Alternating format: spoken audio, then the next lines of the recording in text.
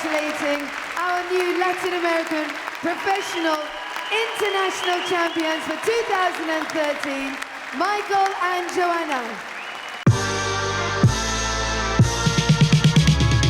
Why are you dancing? I wanted to feel that turn, how I'm gonna breathe, What? or how I'm gonna look, I was never looking into dancing like this. how I'm gonna squeeze the hip and then look and then breathe.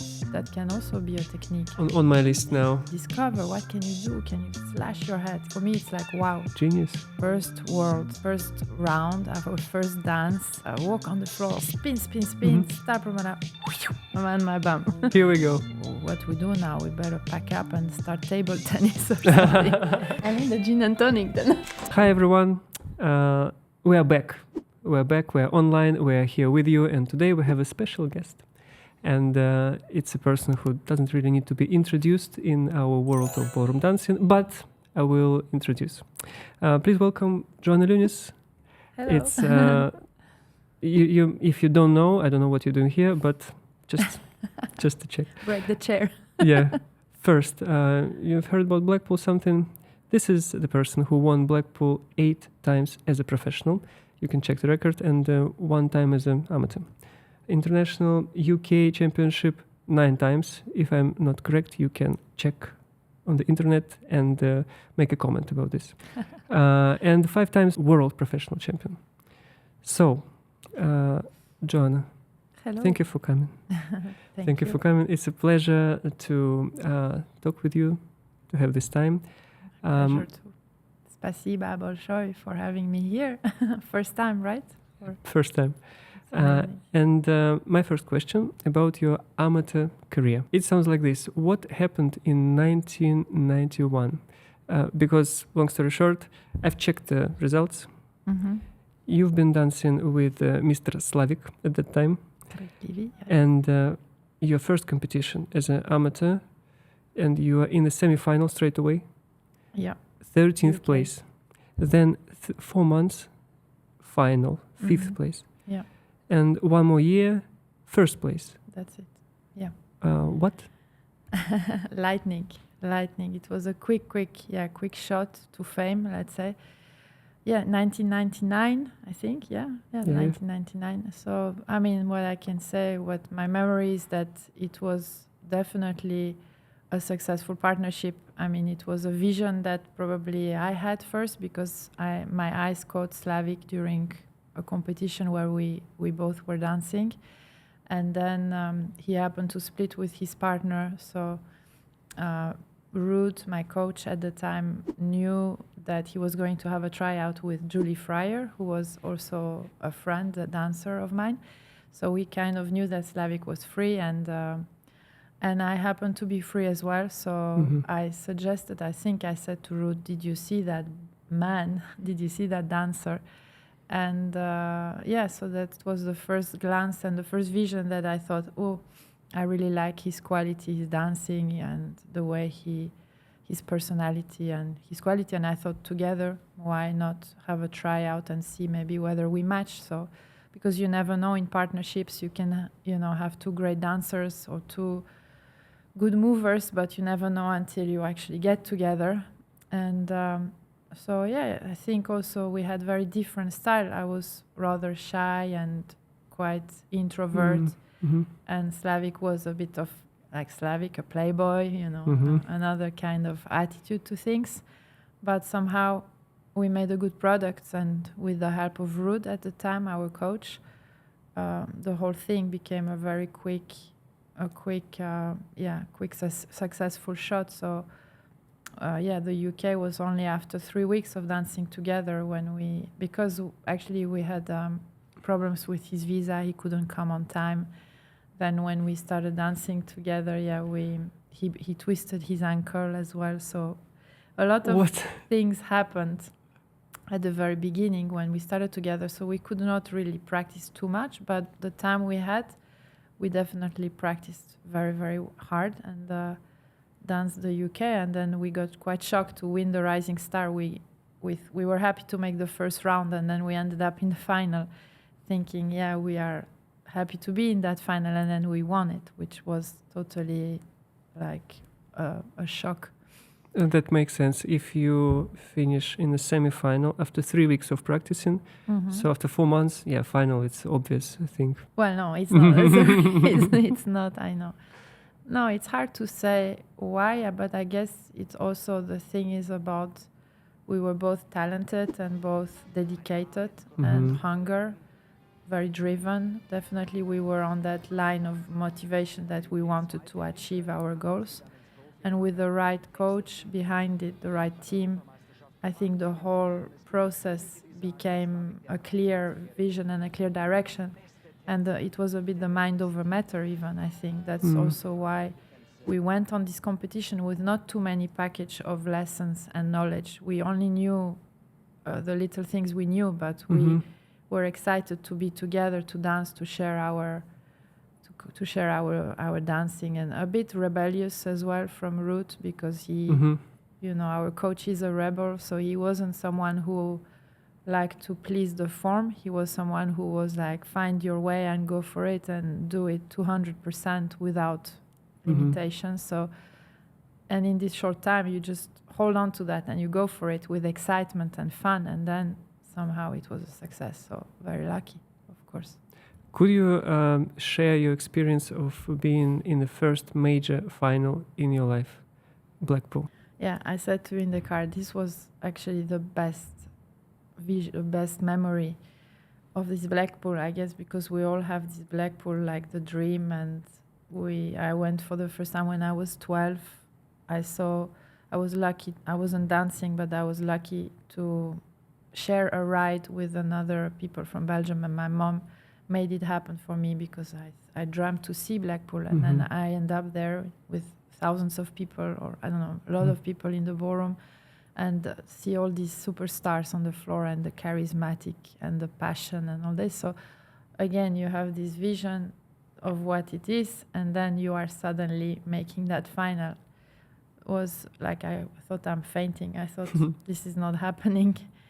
So I remember, you know, with Slavik staying by the edge again, happy to make the next round, happy to make the semi-final again, and then they call our number for the final. So that was, yeah, like the roof was suddenly, you know, falling down or something.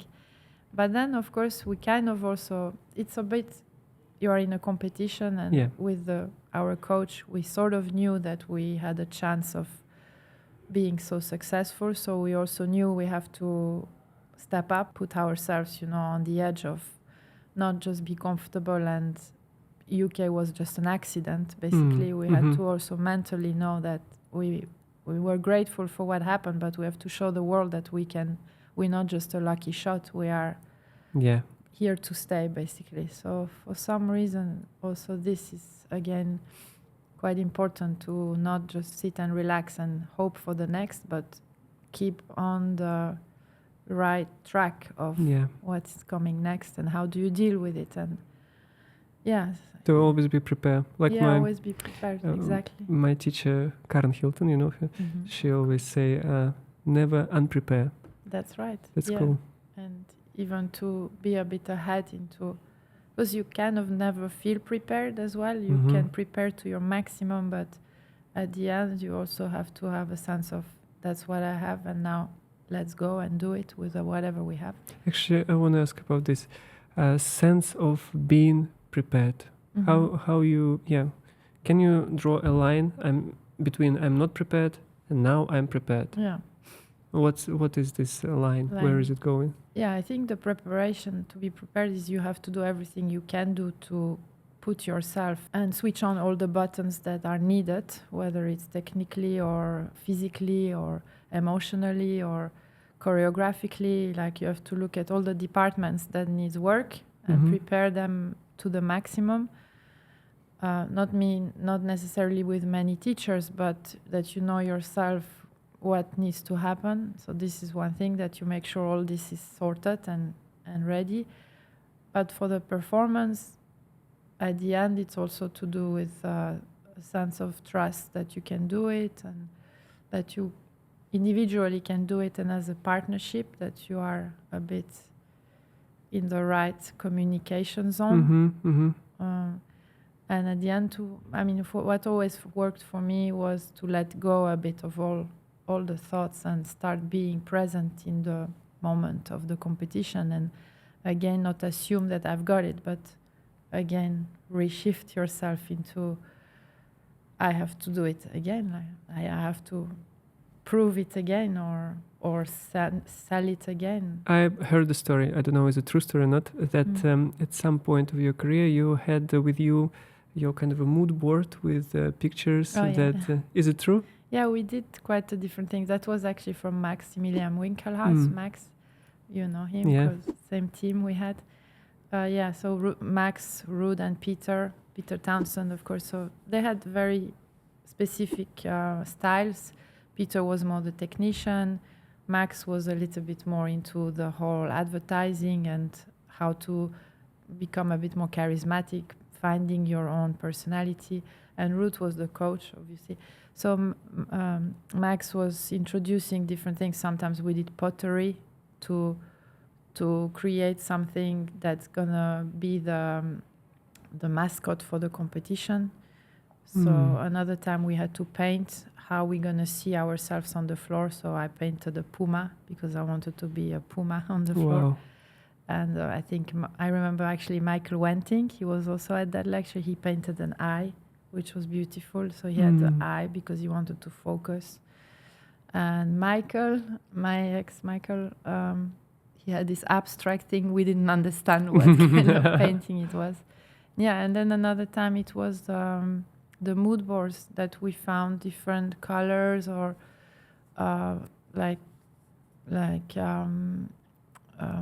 things that inspired us from books or from magazines, different things, and we had to splash them on a big board and then make something out of it. And yeah, it might seem stupid in the moment that we do it, but at the end, it brought some kind of theme for the competition. And that theme, we held it inside like a little weapon or little secret that we had. And we felt that Puma, I felt it made me last Blackpool, let's say. It carried me through the Blackpool. So I'm not only busy with competing, but being a Puma this time. But I'm the Puma on the floor and check how, taste that Puma. And the reason I ask, because sometimes I feel that I had it before, that you practice your quality things, you practice your mechanics, then you're doing your stamina, and in the end you feel, I'm done, that's the preparation, and on the comp it never enough, because I've missed this part of getting into the right mood, and it's happened a lot before we met Ruud and started to talk about this. And when we add also this a little bit, it changes performance a lot. Yes, I mean, for sure, there is this physicality that you need, but also the sense of the right taste, the right mood, the right feel, the right atmosphere that you want to create, which is not always physical. That's maybe you're right. That's what I was trying to say, that you can be as ready as can be physically, but not really ready in a sense of excitement or mood or atmosphere, what you want to sell to the audience, what you want to share. And that took a lot of time to research also in every particular competition, that it's not just like we're going to just do international like Blackpool. Every comp had a very specific idea of how we're going to perform there and what's going to be the overall intention and atmosphere we want to bring on the floor. And yeah, it had a little bit more preparation on the sense of emotional, intentional sense to the dance. Yeah. One more question. Let me think how to. Those are good questions, I must say. I mean, it's nice to talk about this little dance experience because that matters so much. I think also for nowadays when everyone is a bit more driven, maybe physically on the physical aspect and to make it happen, but sometimes to make it happen is also to learn new experience through the process and to not be afraid to discover and taste new ideas, and that's also something, sorry, now I'm linking it, but that's also something with Ruud, that we were always very much looking for something outside the box that can maybe stimulate the dance further and that can bring you a little bit more into a new state, that because Latin and ballroom can be repetitive in a way. It's true. So it's sometimes hard to find new inspiration from other forms. And could you say how did you find these other forms? What was these other forms away from dancing? What have you practiced? Maybe you go to some Yeah. different stage work or what? Yeah, like flamenco. Mm-hmm. We dived into flamenco. We went into hip hop. We would do contemporary. We had acting lessons.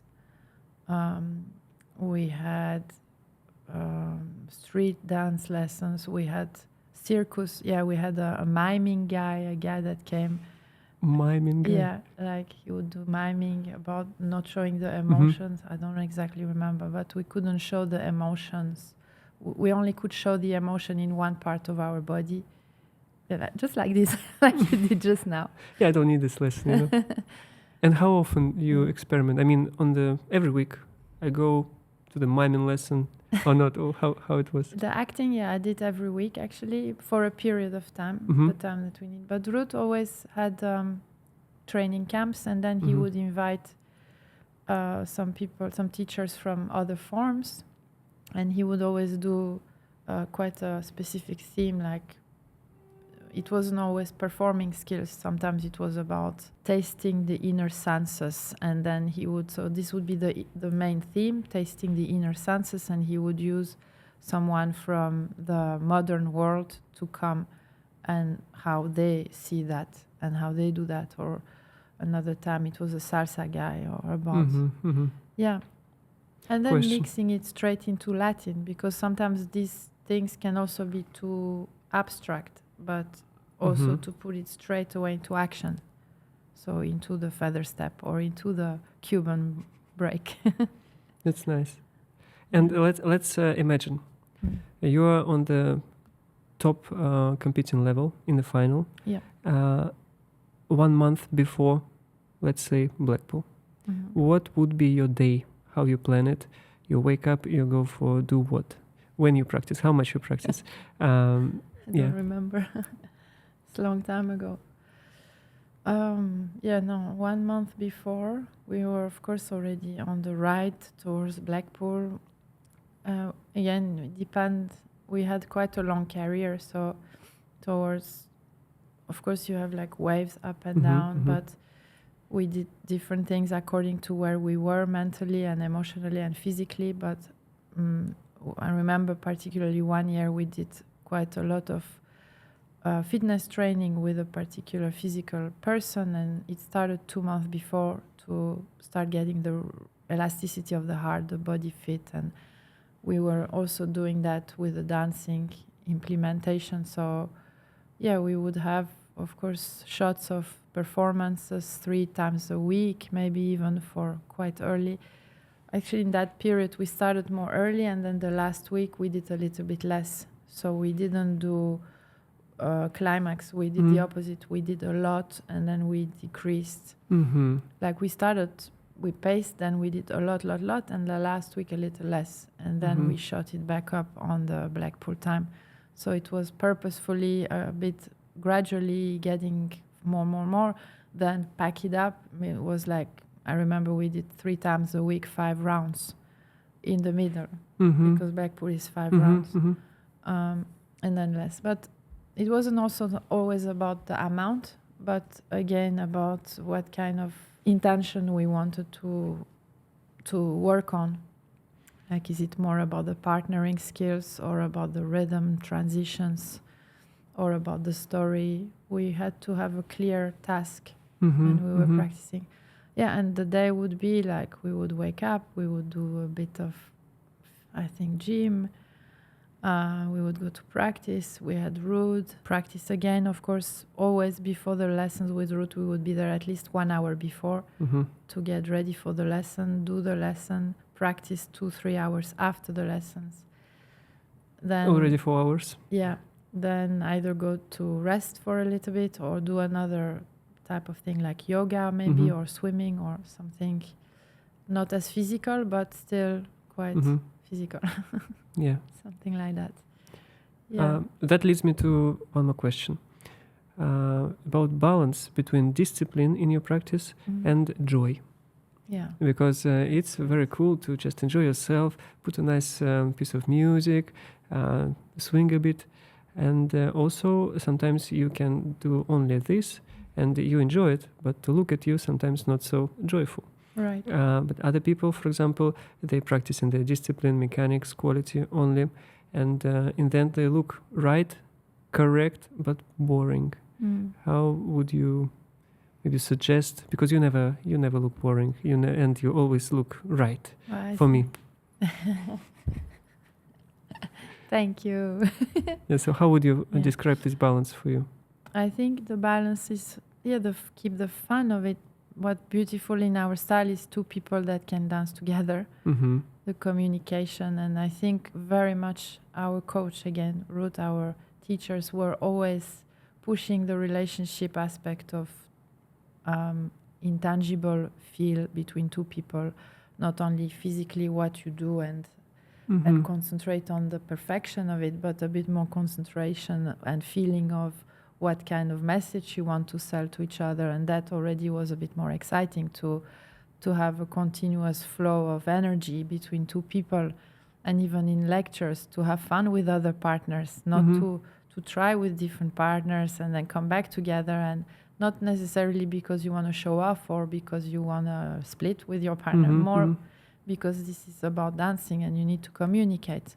And when you perform, it's still about communication. It's not only about the sports part of being stronger or better or faster, but it's a communication. You're in public, you have an audience, you have a partner, you can share a dance together.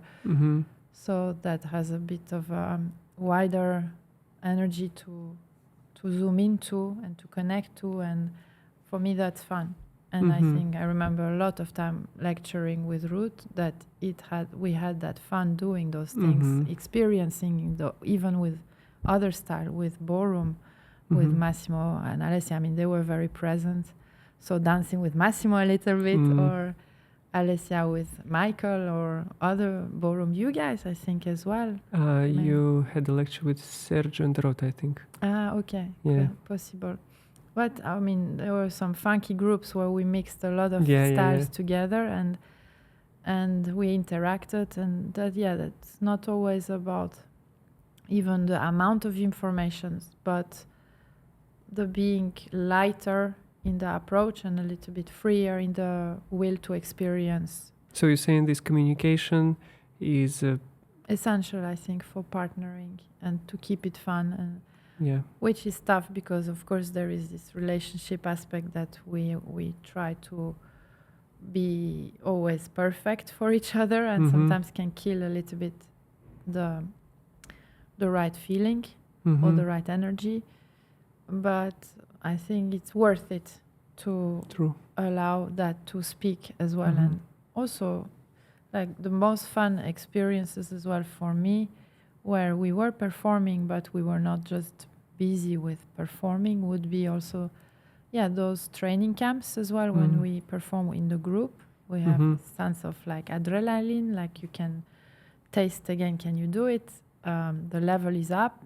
But it's not just about impressing, it's about the dance, the artistry, the freedom of, there are no judges yet, so you can go a little bit out of the box and focus on something specific, not just again the same thing. That also have to be clear with what we're gonna perform about, and then and put it straight into action. Because I'm like Ruth always say, you're an action woman. You make things happen. Yeah. You don't wait. So that's also my personality. I'm not on the waiting list. I make it happen. And just could you remind me, how old were you when you won your first amateur Blackpool championship? I just turned 19. Yeah, just turned 19. 19. Just to let you know. Also, coming to this partnership relationship in the couple, what would you suggest could be the best qualities to make it successful? Because everybody is different. People have different needs, different habits. Someone wants to practice 30 minutes per day. Another one wants to practice 6 hours per day. Yeah. both can be okay. How Mhm. to communicate? What would you suggest? What was your key to find? Find the middle, Yeah, the middle way, I guess. If some, like you mean in partnership? in one, partnership, yeah, how Mhm. to make it work? Because I mean, what's popular? I want to practice 1 hour. If you want to practice 3 hours, I don't care. You practice as I say. And that's maybe not the right way. Mhm. Maybe find the middle. Like if one needs half an hour, another one 3. Maybe do maybe 1.5 hour Mhm. as a start. Mhm. Find the middle mix, magic in the mix, let's say. But yeah, it's also not about the quantity but the quality. So there is that, but also you have to see if the person who wants to do only half an hour might be a bit lazy. Yeah.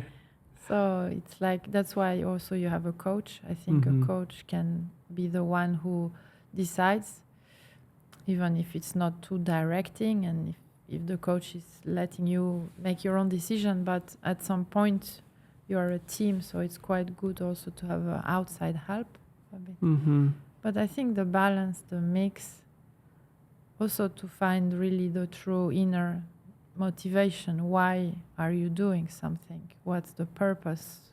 Why do you want to practice? Mhm. Is it just habit, or why do you want to do another competition? Do you really want to do it? And it's hard because in the industry, you know, like we are kind of in the system like Mhm. everybody else, and it repeats itself, Yeah. and you nearly like you forget how many times you dance this Blackpool, or Mhm. can be repetitive, and 5 rounds as well, one after another, and to always reset yourself into I need to be present again. It's not Mhm. so easy even in practice to be focused, not just physically but mentally focused. Yeah. That's what I notice also with couples. They practice very much, Mhm. But what they practicing? yeah, the physical Mhm. aspect, but to organize the feeling, they don't understand somehow so much what that means. Like to organize how I'm gonna breathe, or how I'm gonna look, or how I'm gonna squeeze the hip and then look and then breathe. That can also be a technique and a way of practicing. Not only the timing, and I stretch, I twist, I bend, and I do it on Mhm. E or 2 and A. You know, not only the functional aspect, but a bit more the sensual aspect of movement. Sorry, I go already. No. I'm. You're with me. Yeah, I I'm could with you, see and I'm just moving thinking with about me. your chair. That's what I'm worried. Oh yeah. Because Well, just to let you know, we have different chairs because the guys who was shooting there before somehow break one of the chairs. was So he a street dancer or I hip don't hop? know. I don't know. Okay. Few questions about relationship with teachers and coaches, because after Slavic you danced with Louis Van Mhm. Amstel. Yes. Who was your first teacher? Not first teacher. Not my first, but he was in my early days. Yeah, I was maybe 13 or 14 before Ruud. At Mhm. first, I knew Ruud, but he was the guru and he Mhm. didn't teach children. And I knew that he was coaching Louis, and Louis was around because I'm from Belgium, he's from Holland. Mhm. So with my partner from Belgium at the time, we asked Louis for lessons. And so he was my first teacher. I mean, in my early days, he was Mhm. my he was my teacher and my idol as well. I loved his style. I loved how with Julie, what they were Mhm. all about. Very, also from the theater background, which I also came from, jazz, Mhm. modern. So I felt connected to the style, and then later on, we started to dance together, and became friends as well. So he's always That's my question. I mean, when you are growing together as a couple, Mhm. I feel it's very important to be on same kind of being open to say everything to your partner. Mhm. And I'm just imagining to dancing with my teacher. Teacher have a bit of a distance with the student. Mm. Yeah, it was for me difficult at the beginning. And I think he also struggled because I think at the start he felt like my teacher, and I felt he was my teacher, and we had a struggle at the start.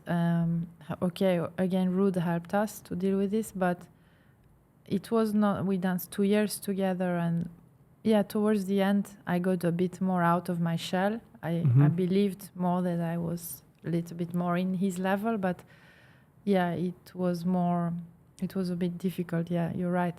But also with the experience and then the thing that we were very different in age. He was 10 years older than me, or 11.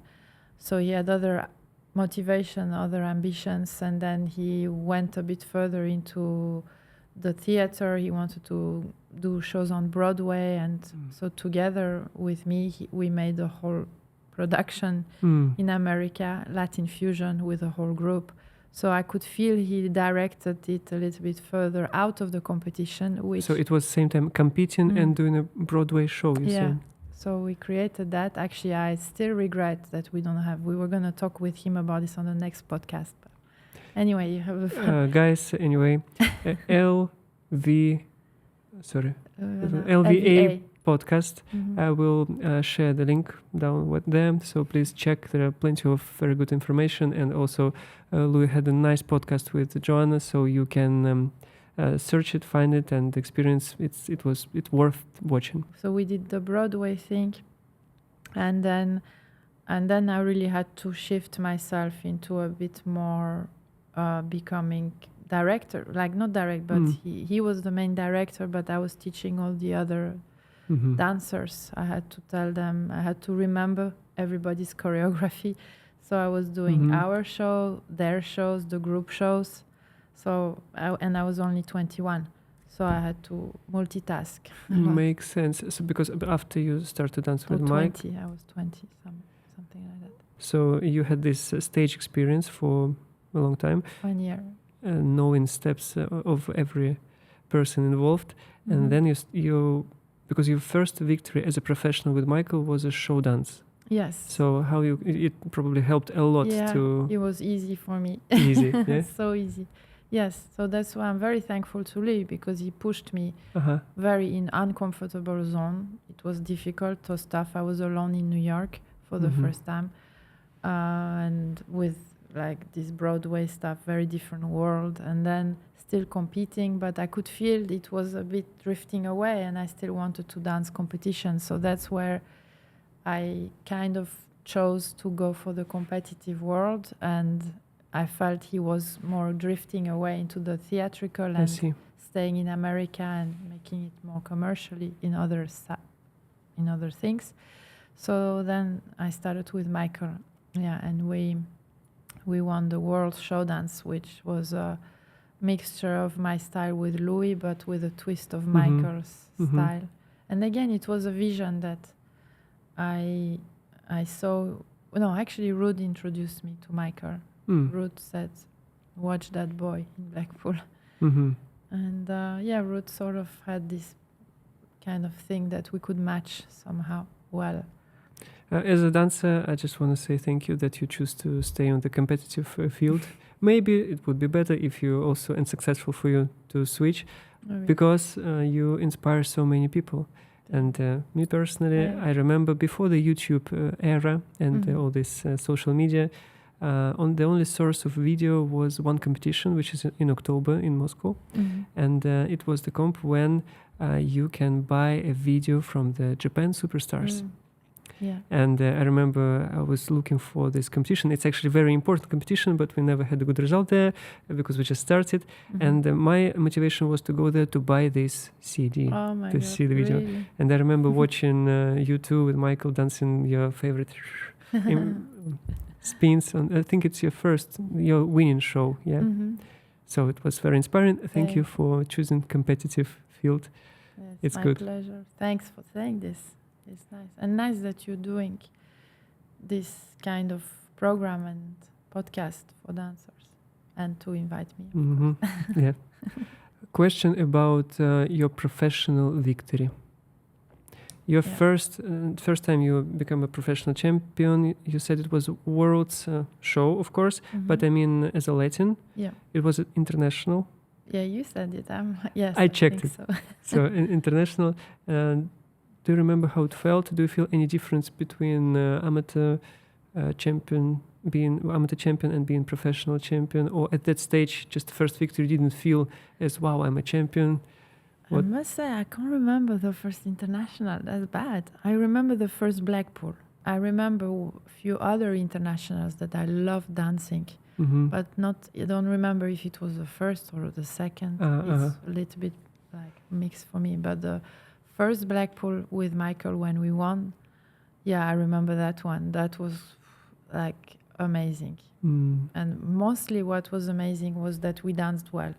Because Mhm. sometimes you can win, but you Yeah. feel like, I don't know if I should have won tonight. but that one, I felt proud that we managed to really perform, and I felt happy because Ruth was happy. And after the first round, he came, and he, Ruth, never very positive, always rather cool with his reaction. Mhm. And then I could feel like he was like, yeah, that was good what you did. So I was like, okay, it's going good today. So it had this kind of dance motivation, not just competing. It felt like we were on our own little bubble, Mhm. and we were not bothered by, there were obstacles and there were struggle like you always have, but somehow the motivation was bigger than all the little problems. And so that results, we kind of were, it felt like it even like happened, but it wasn't about the results. It was just about the overall energy of the whole comp. But of course, the first one is always the most special one. But I guess it's also not only the day, it's the whole preparation to Mhm. it, and being full on busy with that, somehow the costume and exciting and all the rest of it. You continue saying that motivation is bigger than all the preparation, suffering, something like this.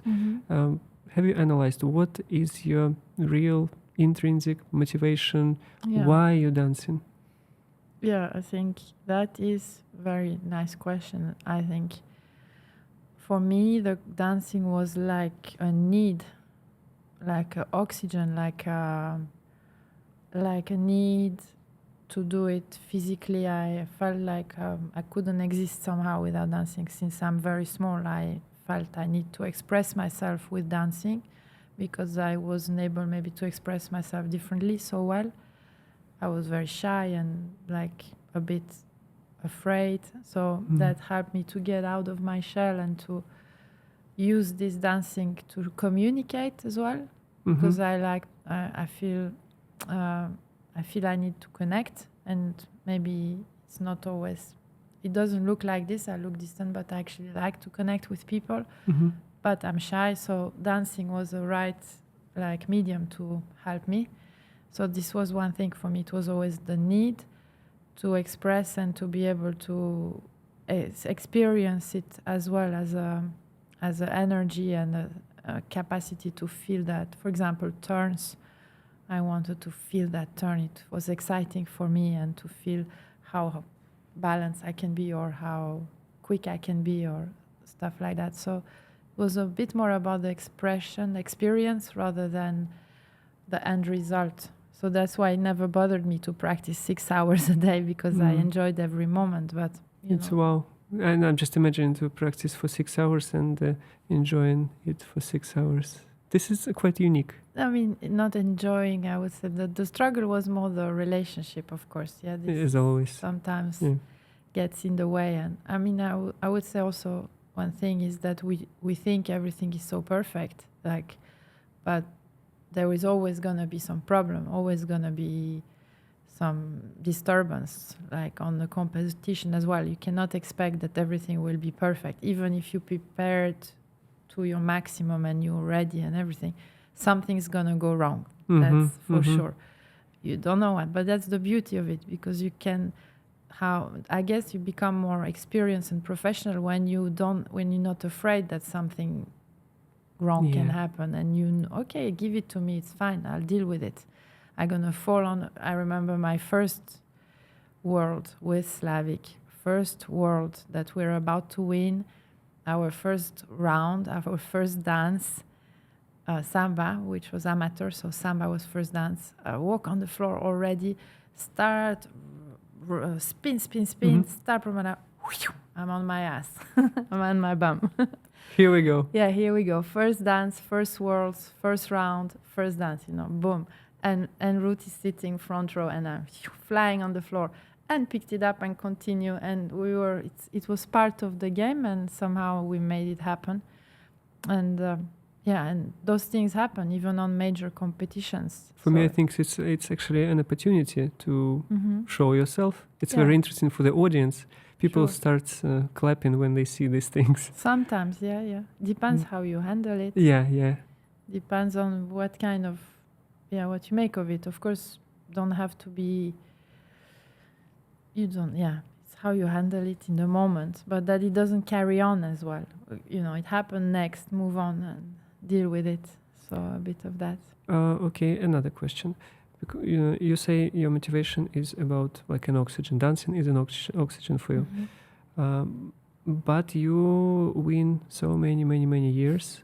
Yeah. What have you learned from all these victories? And is it really important for you to be a champion? Because you can enjoy your dancing without being a champion. You just can spin in a room alone. Yes. I rather not be a champion, but feel that I've really satisfied the audience. So for me, it was, I remember not winning, but having the audience behind. And that was even more satisfactory than we won later, but I felt a bit off. So I think still is the audience, because again, it's maybe the fact I want to connect, I want to communicate, I want to feel loved. So that's my inner motivation. I want to feel loved, actually. I don't really want to be the champion. Don't want to be the best. I want to feel loved. So that's where I come from. And I don't know why, but that's my feeling. So actually, I've never said it. I said it to Ruud, and he knows that. So we've talked about this a lot, like why, So it's a very good question what you ask now. What is the inner motivation, and why do you do things? So I don't really do it to win again. I do it because I want to see if I can again give some feelings to the people and that they get it from me. That's the main thing. You understand? But I understand. Just thinking about what if people don't love you? That's a problem. That's a problem. Wow. But I mean, I also, I'm fine. No, it's not a problem. I say wrong. I mean, there are people that don't, that are from a completely different opinion, and then it's maybe my competitiveness that comes through, that I can still not have to prove that they should love me, but I can still do my thing and be loved by somebody else. So, with or without them, I still can. You have your own people who will.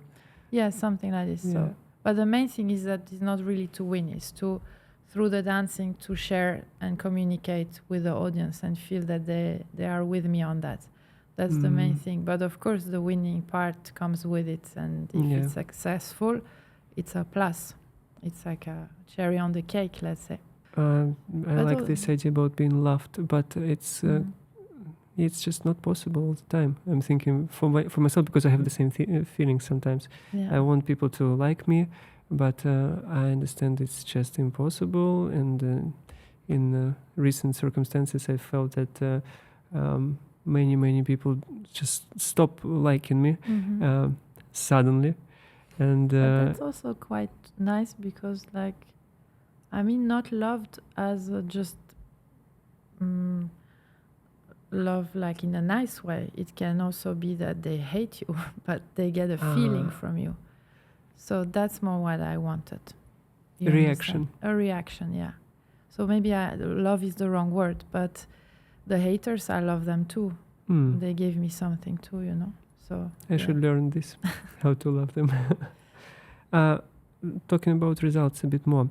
And because you have had a long career, and I've noticed one thing.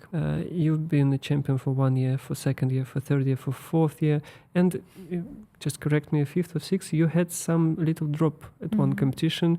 You became second. Yeah. At the international. And the worlds. And the worlds. Yeah. I guess it's tough. What have you learned from this? Yeah, that was probably the biggest learning in the whole career. It was that things can happen, and like this thing, maybe it was also in the mind. There was something, and whether it was bound to happen or whether it was you know, whether it was beyond our control or we could have done something else, I don't know, we'll never know. But I could already sort of, in retrospect, I could feel already before it's something's not flying at the moment, you know. Mm-hmm. And then it happened, and then it was like, for a week we were like, shit, what we do now? We better pack up and start table tennis or something. And then after that came back the fighter. Mm-hmm. And the thing that we're gonna bring it back the fire and put ourselves back on track and recenter ourselves to the next event. And actually the next event was the UK, I think, because we lost the Worlds And international. first. Mhm. Then we lost the Worlds. Is that correct? Yeah, UK, you're back on top. Yeah, but I don't remember if we lost the Worlds first, then international, or the other way around. I can't remember. Right on the comment. Anyway, we lost twice. And then UK, we isolated ourselves because Ruth went to Australia. So we stayed 1 month in Australia, or 3 weeks in Australia. We only focused on the competition, what needed to happen. We had a clear idea how we're going to be there, which wasn't to fight, it was to stay calm, but with some inside skill. We refreshed all the choreography. We practiced probably even more than we had practiced before, but we were physically ready and emotionally and mentally ready. And then when we came to UK, there was this sense of direction. Every round was quite important, round by round, let's say. Mm-hmm. Also, we had, I don't remember if you did the same, but at the UK we booked our own changing room. I heard it about you, but I never did it. Yeah, we hired because we were fed up to be stressed by where are we gonna change, how, and where we're going to toilet and all this stuff. So we asked if we could pay for the room, and in the beginning they were fine, and they started to not be so fine, I think. But this is where we were a bit rebellious, and we felt that was important for us, and so we kept going with this. So, but yeah, this big part of success is privacy, not being always on show, not having people around, isolate ourselves, focus, get ready, do the singing or the shouting or whatever you need to do privately, and then go on the floor and then, of course, deliver then the moment. I think, it's very nice. I just, it's very interesting to hear, because I just noticed, but you of course know, for the majority of dancers, bad results, it's everyday reality. Mm-hmm. So they're constantly fighting how to come back. And sometimes people feel, I'm so bad, I would never recover. If it's repetitive, then must be something wrong with the process. If it keeps coming back, then maybe they have to start shifting. I think, the solution, like find a solution. I don't know, it's not always about like letting the problem carry on too much. It's more like, okay, what to do with this? How do we handle the problem? But I think losing can be also good. In that sense, losing the World and international gave us another 5 years. Exactly. We were ready to retire. Then it was funny because it was 2010 and I wanted to retire in 2011 or 10. I wanted to retire, and then we lost. And then we were like, well, we're not retired now. And then it gave a new motivation and it gave a new push. And so the circumstances made it like that. And then in 2015, when we actually thought, in UK, we thought, okay, Blackpool's probably the last one. But then Blackpool, we lost the first dance that we never lose, Cha-Cha. We never lost the Cha-Cha. And I remember we are waiting, dance by dance. We're waiting for the dance and we are second. And Michael is white. And you already gave the letter that you're retiring. Yeah, we gave the letter before. Jesus. Can you imagine? And we lost the Cha-Cha. Michael is white. He's like, another year. Another year. Because we wanted to retire. But he's like, if we lose, we're not retiring. We can't retire on a loss. And we will lose the Cha-Cha. So we because we thought if we might lose, we could lose the jive. It was always Samba and jive could be at risk. But if we lose Cha-Cha, that's the problem. yeah. But in the end, you won all. And then we yeah. won all 4 dances after Yeah. that. So it was like a kind of a weird day. I remember it. So the stress is always quite obviously always stress. It's more how to handle it, swing with it, analyze, have some thoughts, what can be improved, how can you shift. And find reshift. solution. Yeah, I like find it. solutions. To share a little Mhm. story, we had this little period that when we made the final as an amateurs, and then in a year time we were off the final, and we stuck in the semi for a year and a half. Same place, nothing changed. Result didn't change, and we after a year and a half we really started to think we need to change something, and Mhm. this is when we found Ruth. Mhm. Started to work with him, Mhm. and after 4 months, from being 11th in the semi-final, 5th in the final. Crazy, So huh? solution was for us was in this change, just try to invest more time in the different subject, very different subject for us. We never experienced this And type what of work. and what was the subject that the new Uh, subject that you dived to? Thinking about moods, thinking about energies, being prepared, having a keywords for every dance, not just a rough idea of a competition. Mhm. So just another level of professionalism, Mhm.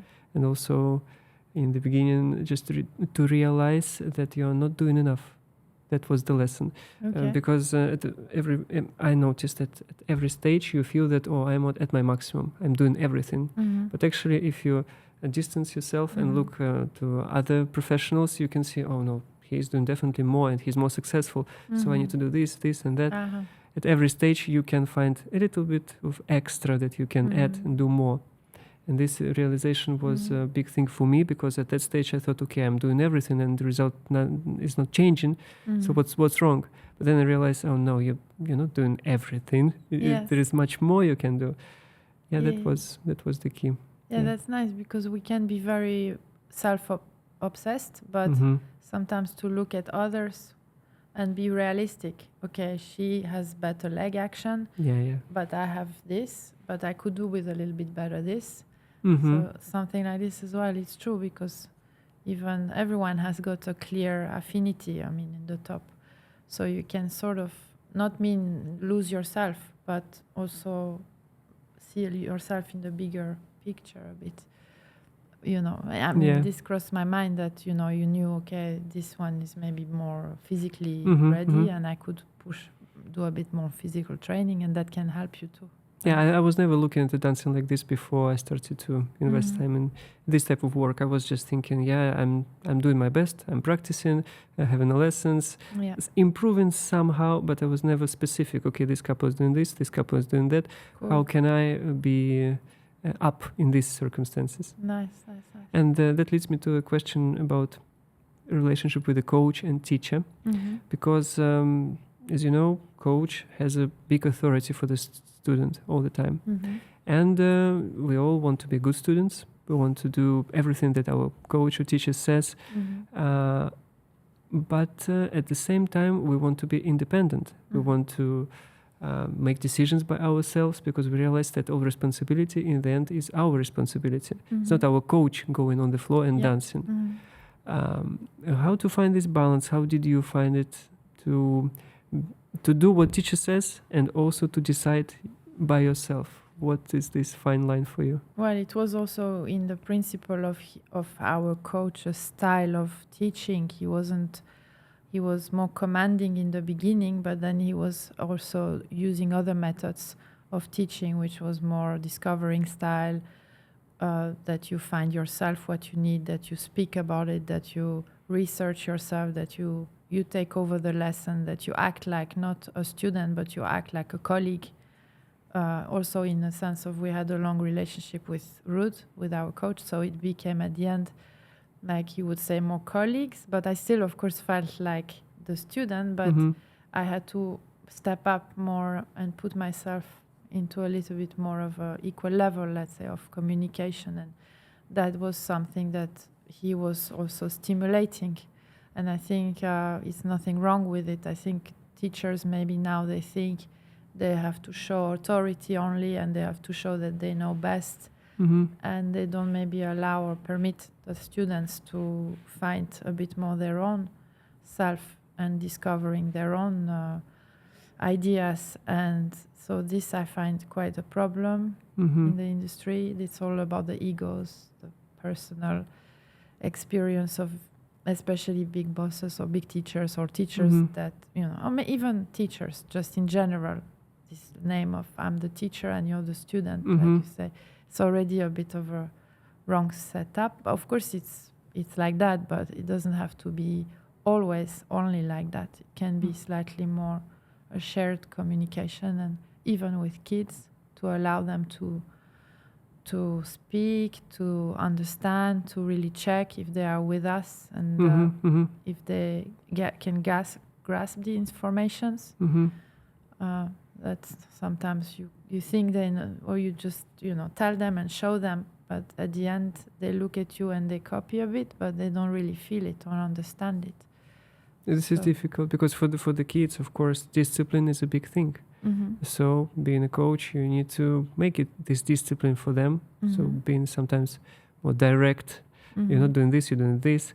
And when you should stop doing this? This is also a question for me. Maybe balance it out. Don't, even with young kids, start a bit earlier to activate, to let them start being a bit more active, and that they start to maybe not only look at the form, but feel what's the form about. Is it to shape, to feel the sway, or I don't know, to feel the tension, or to feel the breath, or to have eyes, to actually look with the eyes, to look at partner, to communicate, even for children, that they're just not physically only moving, but they have a sense of weight change with. Actually, I just thought that this is genius, because if you give them the structure only, what students doing is just ticking the boxes. So I'm doing this exercise, second exercise, stamina, and if you direct them to the world of feelings, of experiencing these feelings. Ashashunya. Da? Ashashunya? Ashashunya, it's from yoga. Isn't it feeling? Ashashunya? No? Ashushenya. Ashushenya. Ashushenya is not Indian. It sounds Indian to me. Ashushenya. Ashushenya. Okay. Because it can be told. You should feel like this. No, yes, exactly. Your feeling, my feeling is different. So yeah, that gives more freedom, more independency to the student, probably. Yeah. On my list now, yeah. But I notice it as well now when I do the group classes. Children react to that. They really react. I feel like they understand if you allow them to like have a little bit more fun even with their body and discover what can you do. Can you slash your head? Can you feel the touch? And they really feel it. They go like without.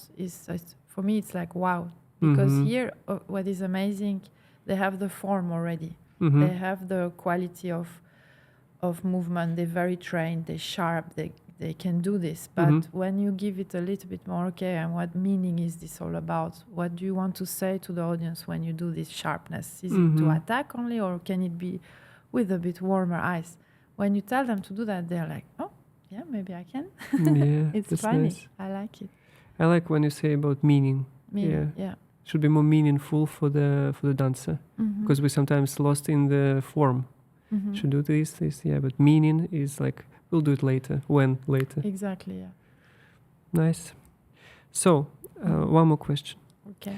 About what you have to came through in the early stage of living, and how it affected your motivation, as a human being. That's tough one. The personal question. No, it's an open information, and if you want to know a bit more details about this, you better really watch podcast Louis Van Amstel, John Lewis. No. It's in subscription. If you don't want to know it, just don't watch. Just quick short story. Yeah. You at the early age had a blood disease, and everything was in the end fine. Yeah, I mean it was it was a virus that a blood virus that got further infection, and because it wasn't captured quick, the doctor thought it's something else, so it took a long time, and then it rose into that it killed my immune system, so I was very weak. So I was already dancing, but in that period I couldn't dance. I was too weak, and so it was a bit of a panic mode. But like I said, when you're a kid, and of course my parents were always very behind me. They always supported me, and they cared for me so much. So they tried not to make me worry so much. So I didn't feel it was such a drama. But it affected me mentally because I couldn't dance, and I remember the dream of wanting to be a dancer. So I think that also carried me throughout the disease, that the doctor even said to me, what you gonna do when you will be fit again? And I said, I'll be a dancer. It's all I want to do. I want to dance again. And then actually, while I was at home, I couldn't go to school for about a year. So I was homeschooled. For a year, you stayed home? Yeah, for a year. So I was homeschooled, and I watched on TV on Eurosport the Master Galas, and some dancing came out on TV, ballroom dancing, which I had no idea. I never saw in Belgium. It didn't exist. It was football and tennis and a beer. And beer, yeah, and chocolate. So yeah. So dancing came, and I saw it, and I was like, what is this dancing? Two people, man, woman, it looked like fun. And I was like, that's where I remember the first time seeing it. And then I was a bit better after a year, and I went back to school, and then there was a performance in my school, which was coincidence, of ballroom dancing. And I had seen it on TV, and I said to my dad, can I go? And then that's where I got introduced, and I was 10 years old. Or 9 years old. And then I fell in love with this immediately. But then, the blood disease, then they found out my spine was... double scoliosis. Yeah. And this is serious. Yeah. This is not just a small thing. No, it's really like... I mean, now when I was that age, 9, 10, again, my mom had it, but... so my mom actually has a worst story because she was in... this, how we call it, gips. Gips? Yeah, from her ankle to her here for 13 months. Yeah, can you imagine? In the olden days, they thought... This is how they try to fix it. This is how they treat and gonna fix it. 13 months flat in this. I don't know how she survived, but she read books. She became super smart. She's very, very smart. And anyway, so this problem gave her some kind of other wickedness in the... in the mind.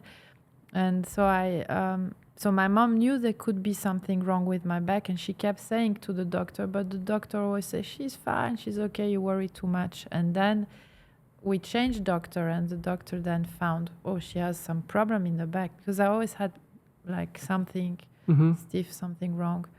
Quickly I would be affected, and then they found I have a double scoliosis, which was over 60%. So it's like on the top I'm like inside curve, and then it goes like this. So one side is a bit more, and the other side is very stiff. But I used to, of course, when dancing, because I started dancing, so it allowed me to be more flexible, and to through the dancing I improved my spine. And but at that time they wanted to put an iron bar in my back. They wanted to operate, which meant 10 years with that thing in the back. So from 10 to 21, I would not be able to close my shoes. I would be like this. And I said, no, to my mom and dad. I said, please, I don't want to have this operation. I want to dance. And so we didn't listen to that professor. Thanks God. Yeah, but the good thing, he found the problem. So we thank him, but we also thank ourselves for not listening to him, let's say.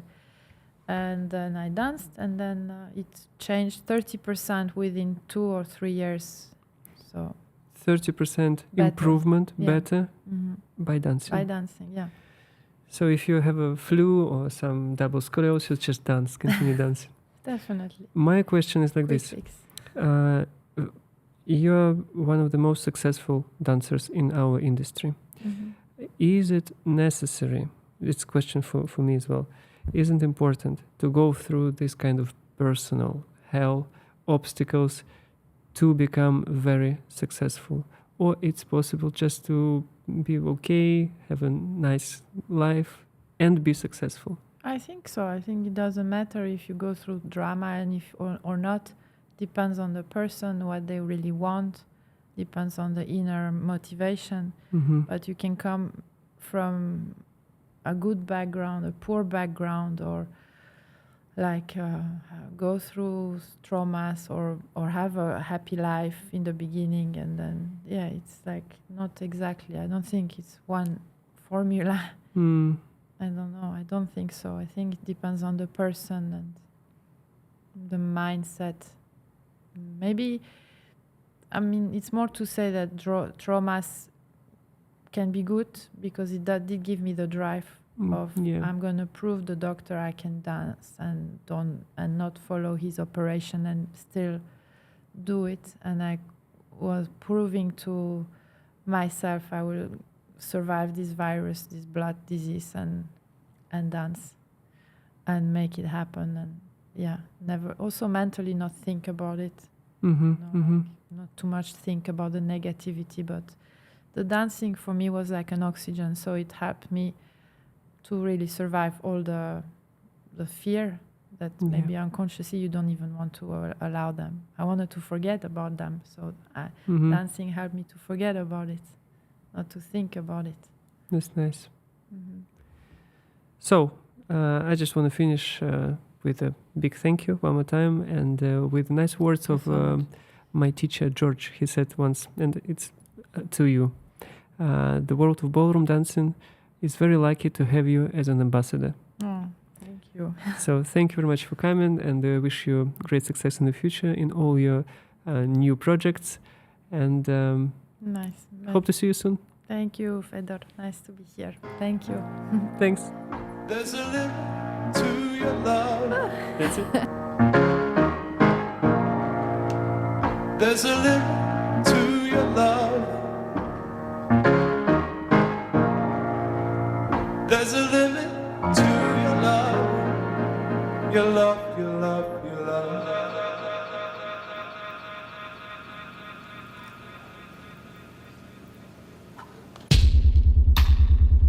There's a limit to your care.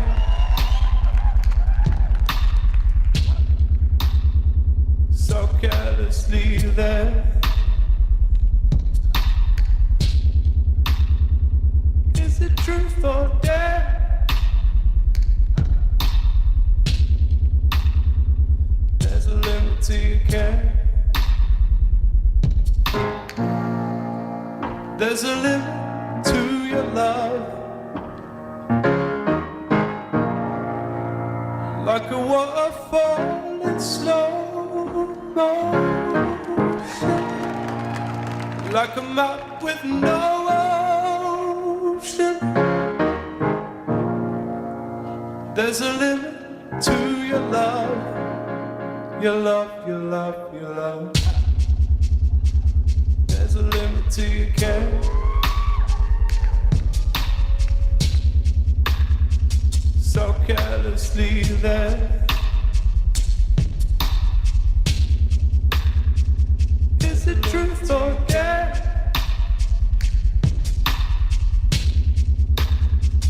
There's a limit to your care.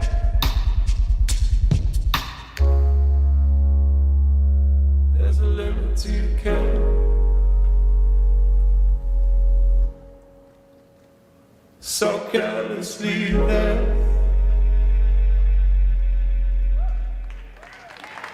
There's a limit to your care.